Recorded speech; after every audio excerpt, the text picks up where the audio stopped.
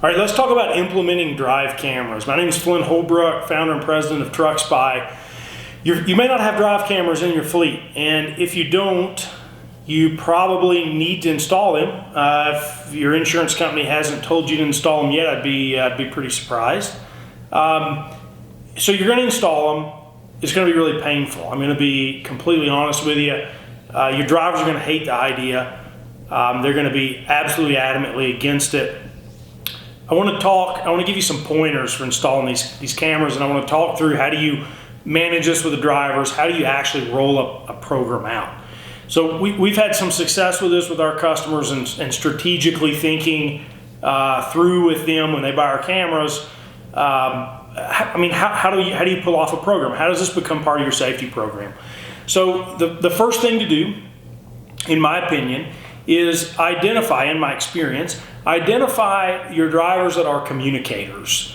So you've decided on your technology, you've decided to pull the trigger. We're going to find our drivers that are communicators. So these are the guys that are the center of the water cooler gossip, right?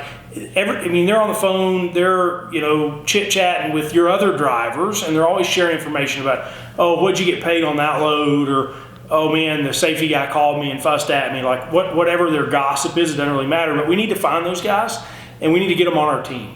So this is probably 10% of your fleet, maybe 8 or 10% of your fleet. So you got 100 trucks, so about 10 drivers. Identify those guys, bring them in, talk to them, say, look, we're talking about putting in drive cameras. What do you think of the idea? They're probably going to hate it. They're probably going to be completely against it.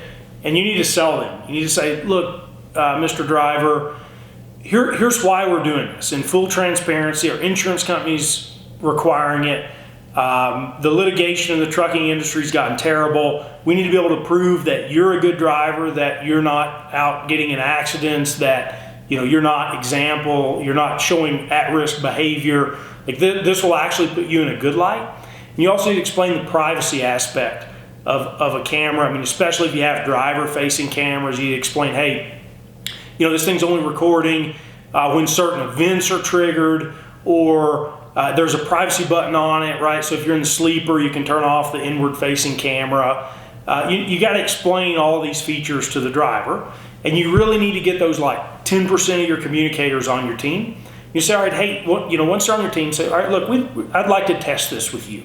Let's if you're willing, Mr. Driver, let's put one in your truck. Let's give it 60 days. Let's see how it does. And this gives you a really good opportunity to get a lot of face time with your driver, right? We're going to put in the camera. We're going to talk weekly about the program and how they're liking it, and say, hey, we saw this alert on your camera. Let's talk about it. And it provides you a really good coaching opportunity. Okay, so you've got to get this 10% communicators on your team, because they're going to talk to everybody else and let them know how the program's going. Hey, this camera thing is not all that bad. It sounds terrible, but it's actually helping me. It's helping. I'm getting coaching that makes me a better driver. It proves that I'm safe. If I get in an accident, it's not my fault. It frees me of that liability and that headache. So once you kind of have these communicators talking, you pull in, maybe it's 10 more, and you just roll this thing out in pretty small, manageable, bite-sized pieces, and pretty soon, over a couple of months, you're going to have cameras in your whole fleet. And if you make the decision to go with cameras, you should talk to a transportation attorney, but in most cases, you need to do it in the whole fleet, not in part of the fleet.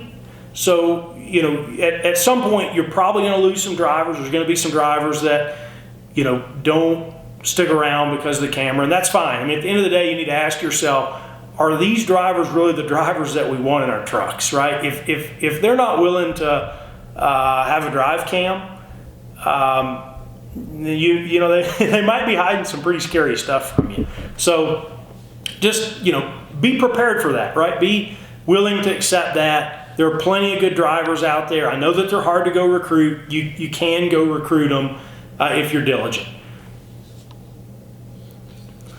Okay, so you got the drive cameras in the trucks. While you're doing that rollout, those little 10 bite-sized chunks of installing cameras, you've got to start coaching your drivers. That camera is useless And you should check out our video below actually about artificial intelligence and the drive cameras. Highly recommend that you go with artificial intelligence. It provides excellent coaching opportunities. So you're rolling out these little chunks, you're getting these alerts. Hopefully you've got artificial intelligence. You're seeing, hey, I'm looking at, this driver's looking at his phone, that's driver distraction. As soon as you see that alert, pick up the phone, call the driver. Say, hey, we see that you're looking at your phone, what's going on? Do you need to pull over? Do you have a family emergency? As you know, it's illegal to be looking at your phone while driving an 80,000-pound truck. Start coaching these drivers. Hey, I saw you roll a stop sign, right? Like, I really need you to be diligent and stop at stop signs. Like, this seems like really simple stuff. It's a 3-minute phone call. It really builds a lot of trust between you and your drivers because, look, you're not disciplining them. You're just providing some helpful coaching. All right, so this is all happening during this rollout period. At some point, once your cameras are fully installed and your drivers are becoming comfortable being coached, you're going to want to put in your safety plan some type of disciplinary and incentive program. So maybe, I'm just off the top of my head, you build a matrix and you say, okay, the third time that we have to call you about using your phone, you're going to get a write-up and you're going to get a retraining, right? And maybe the opposite of that in an incentive program is, hey, every month that goes by that we don't have to call you about a camera event, you're going to get a $200 bonus.